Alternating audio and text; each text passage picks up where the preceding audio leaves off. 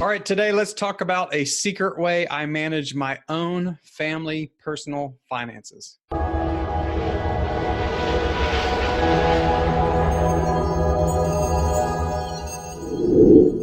Hi guys, thank you so much for joining me. Today I'm going to share with you a little bit of a tip of how I manage our own family personal finances. Now, if you think that I'm going to be talking about a budget, I'm not.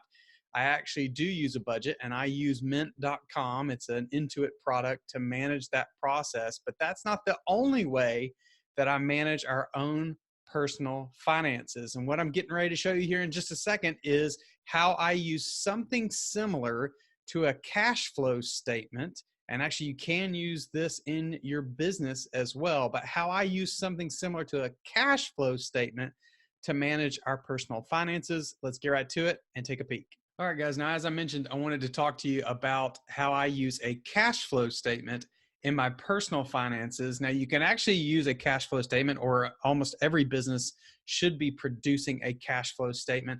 And the reason is they're a lot different than a budget. A budget really helps you set a maximum amount that you're willing to spend per category. And then a cash flow statement, at least in a business, helps you understand what they call the sources or uses of cash in the business. So the sources being where money is coming from, and the uses of cash being where money is going out to. And I use this in my personal life. It's just a slightly different statement. A cash flow statement from a business perspective is going to look a lot different than what I'm showing you today. But I took that concept and I started to use it in my personal family finances multiple years ago. And I use it in tandem with the budget. But I use the cash flow statement to help me understand exactly how much money we're going to have at any given day. And the reason that matters to me, we're fortunate enough to where it's not a matter of worrying about being down to the penny on our budget. The reason that matters to me is that helps me understand how much discretionary income we have to invest and to put to work in other places, whether that's going to be through stocks or mutual funds or real estate investing and all the different things that we do. This cash flow statement helps me understand on a daily basis where we fall and where we maybe have a little bit too much cash and can put it to work instead of letting it sit in a savings account earning 0.5% interest. So again, this looks a little bit different than it does in the business world, but I just want you to have the takeaway that in the business world, you should also be running a cash flow statement for much of the same purposes, just understanding how much cash you have at any given time on hand. And that's what it does for my personal finances as well. So what I did was I just created, and this is not too fancy, so you can replicate it any way you want. Just took an Excel spreadsheet. In this case, it's numbers since I'm on a Mac, but you can do an Excel, of course. And what I did is I listed what the bills are, and I listed an income column.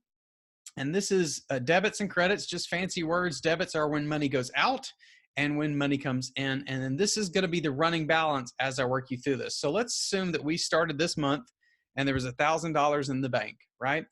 And so then, by the way, I have these listed over here in the bill category by the typical time frame with which they come in a given month. Now, one of the things you could do is you could add a little column right here. Let's see, having a little bit of trouble figuring out how to do that. Add column after. You could add a little column and you could put in the date. And this happens on the 1st of next year after New Year. And you could just put the actual dates that they come in. I didn't do that. I didn't include actual dates that those things come in at because, well, they vary a little bit day by day, depending on how the financial institution or whoever the bill is through, however that happens. So let's say you've got a house payment and that's going to be a debit. That's actually going to come out. And so I just put 1,000 in there, right? And so you could see the balance adjusted. There's no credit at the same time. And so I had $1,000 and it went down by $1,000. Now, in this instance, as these other bills start to come in, I'm going to be in trouble because it'll be down here.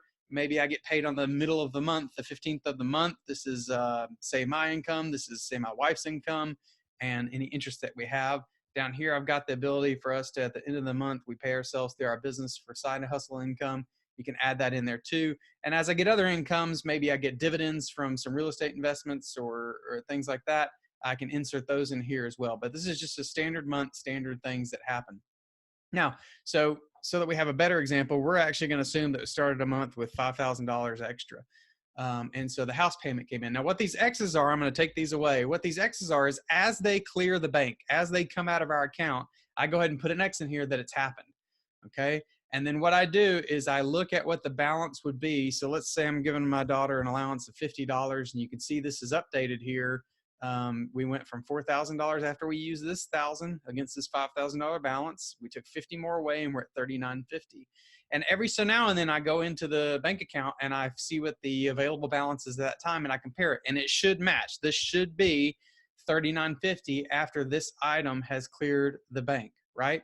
And so when I have this in here, that means I know that I've got my numbers exact, and I know that, that we're going to have that amount of money. And what you're going to see as I'm going to go through and fill the rest of these out is it's going to show you how the account balance is going to dip until we get income coming in. It picks back up and then it goes. And what I try and look at is just to make sure there's going to be enough in there. And I look at what that discretionary income is going to be, so I can decide how we're going to make some investments during the month. So I'm just going to start to dummy in some numbers in here. Let's say we're paying $50 for disability insurance.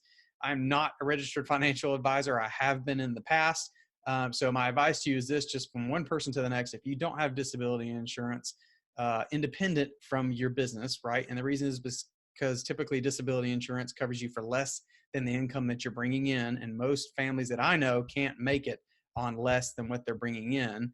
So I highly recommend getting it. It's pretty inexpensive. You can get it through just about every financial advisor out there.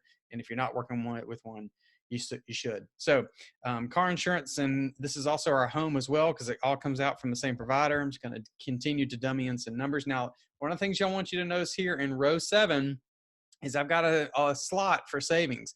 So besides the fact that we're going to have money left over at the end of the month and I use that to invest in things, I also put money back in savings every month. So let's say I put $100 in there, and then got credit card payment to make. Now, in our personal instance, we don't have outstanding balances on credit cards. I pay it off every single month.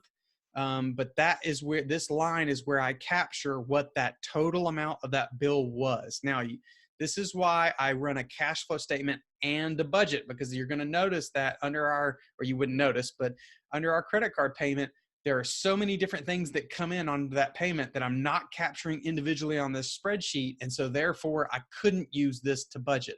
If I'm going to have a lump sum number here and I'm not going to know how much money got spent in different categories. That's why I do a budget separately. This is strictly just to show me discretionary income throughout the month and how I can put it to use in other ways. So let's say that we got a $2,000, that was our total amount that came out.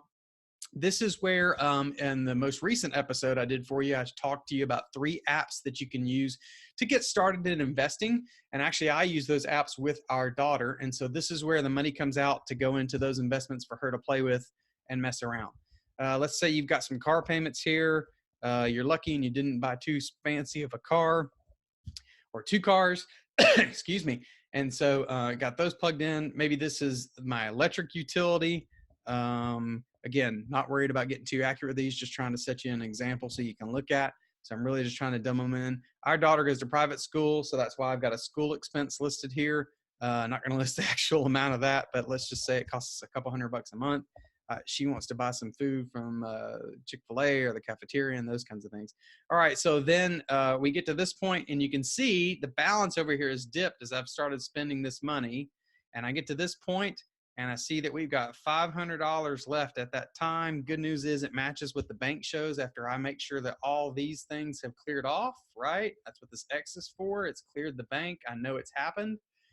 And then we get to our income. So let's say I make $3,000 and my wife makes the same amount, and we make a few pennies in our savings account. Now, remember, I put some money in savings here, and I made a comment earlier about the low amount that you're getting paid in interest from a savings account. Well, I don't do it for the interest.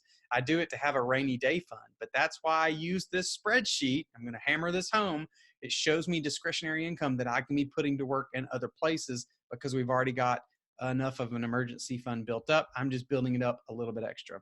So that money comes in, and so therefore our balance jumps back up when we have more money to spend. Look at those whopping 5 cents, making a big difference. And then we've got a $529 that we invest in for our daughter. Again, I'm not a financial advisor. I'm not suggesting you do it. Well, I am suggesting you do it, but I'm suggesting it as one person to the next. Start setting aside some money for further education if you think that's something that makes sense for your family and your children. So we put some money back Now notice the differences here. Anything that cost us money has a negative. Now here's where I messed up. I just caught it. This is actually a credit in the way I do things. It's not an accounting credit. If you're an accounting major, don't get confused. I know credits and debits, it depends on whether it's a minus or plus depending on the asset or liability category. I just call this credit and debits. You could say decrease, increase. You could say expense, income, however you want to do it. I chose to do it this way. So this money comes in, goes out, balance keeps revolving. We've got some cell phone bills here. Going to wrap this up real quick for you. Got some life insurance. Actually, let's say it's more than that since we're covering both of us. Again, good financial planning. We've got a security system on the house. Sorry, this is the other life insurance. Let's just say it's 100 just to keep moving. And then a utility bill. And then here comes the income again, right? Assuming that you have stable income. If you don't, one way to put this into your cash flow, if you don't have a set amount every month, is just pick an average. Now, don't pick the average of your best months that you have. So if you're in sales or some sort of commission-based business and you have great months where you make $8,000, but then you have months where you make $1,000, you need to average that all up over, say, the last year or two and come up with a good median number. Don't pick your best month and consider that your average. That's how you get yourself in trouble.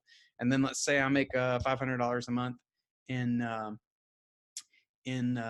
some side hustle money, some business and things like that. All right. So what we have here is I've gone through the end of the month and I can see what's going on, and I've gone and made sure all these clear out of the bank or come into the bank.